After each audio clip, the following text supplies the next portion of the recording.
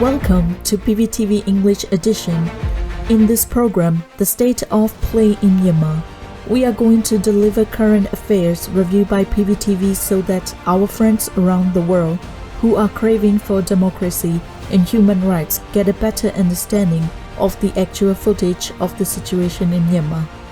So please tune in to our program.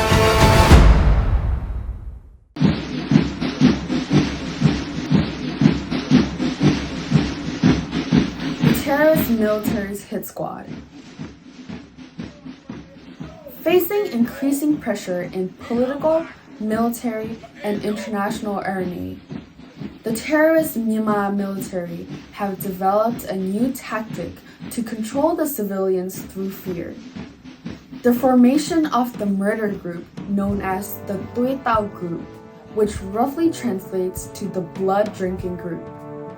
This group has been formed with the sole purpose of murdering members of the NLD party as well as those supporting the national unity government. Multiple killings have already taken place. A pro-military militia group known as Busoti, named after King Busoti, progenitor of the Bagan dynasty and the child of the Sun Spirit and Dragon Princess, has existed since the early days of the coup. Made up largely of retired soldiers and militants from the infamous Mabata extremist hate group, they have proven themselves as ineffectual, and thus, the new Tuay Tao group was formed. Word of the new group spread not through announcements, but through the evidence of their own crimes.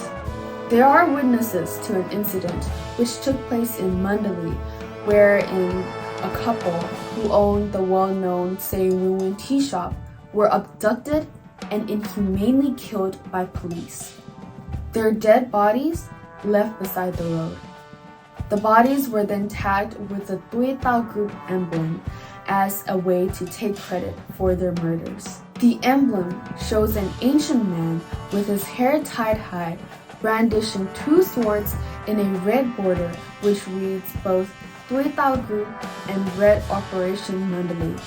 Right before the formation of the Tuay Tao Group, fake activists misusing the national democracy movement were writing on Facebook and Telegram channels about the potential emergence of a so-called hero group.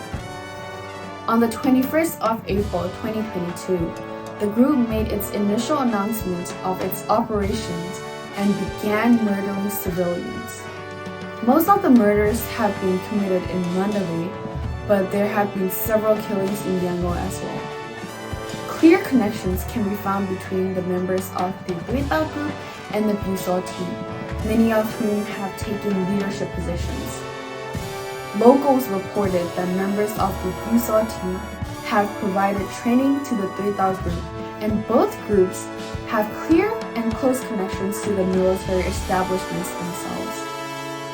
In one clear instance, Aung Kyo, a pro-military local administrator and trainer in Yangon, was known to be involved with the formation Tuay Tao group in Botunzan ward in Dobong Township under the disguise of charity work. Throughout Myanmar's histories, these forms of terroristic acts have been carried out under the name of Busoti. The venerated writer Bamo Tin Aung wrote Busoti and Big Bird, a story in which a gang of thugs going under the name of Busoti were hunting a man named Big Bird, an allegory to the historical tale of King Busoti who slew his rival Big Bird. Bamo Tin Aung writes, quote, "The militants who claim to have formed to fight against the insurgents invaded again without giving any house a chance.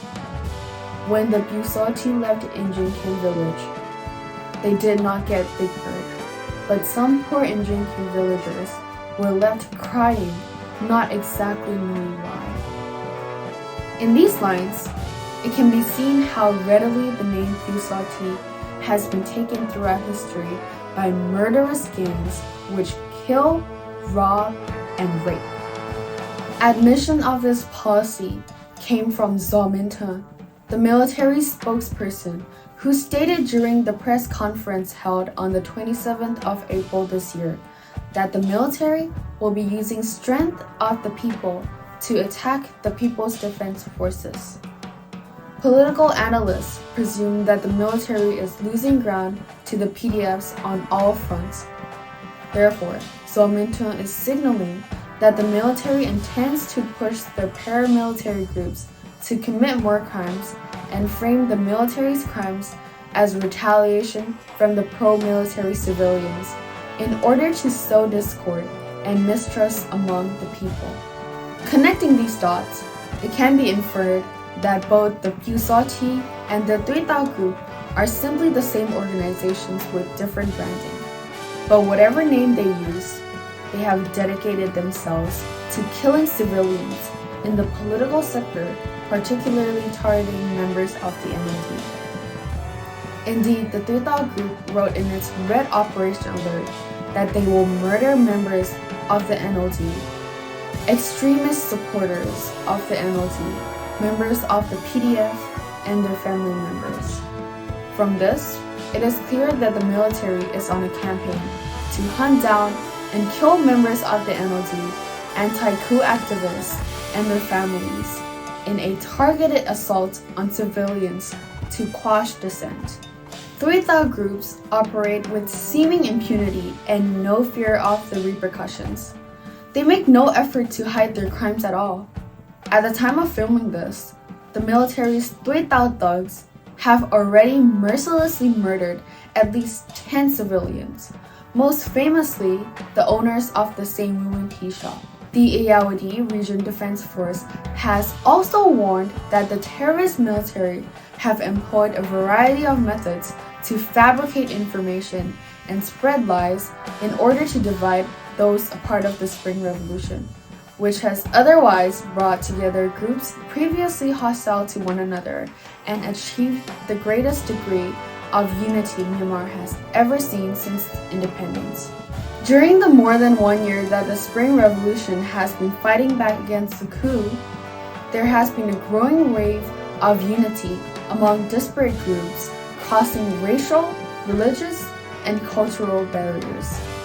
This has driven the nationwide dedication to a single cause: democracy. The victory of the National Unity Government is fast approaching. Despite the military's many underhanded attempts to sow fear and impose terrorist tactics, ironically, they have only managed to engender a deeper hatred and resilience among the people, more determined than ever to see the dictatorship fall. Ultimately, the Tuitao groups and PVTV militant groups who followed the inhumane instructions of the terrorist military and engaged in malicious killings and terrorism will be held accountable for their crimes when the Spring Revolution succeeds.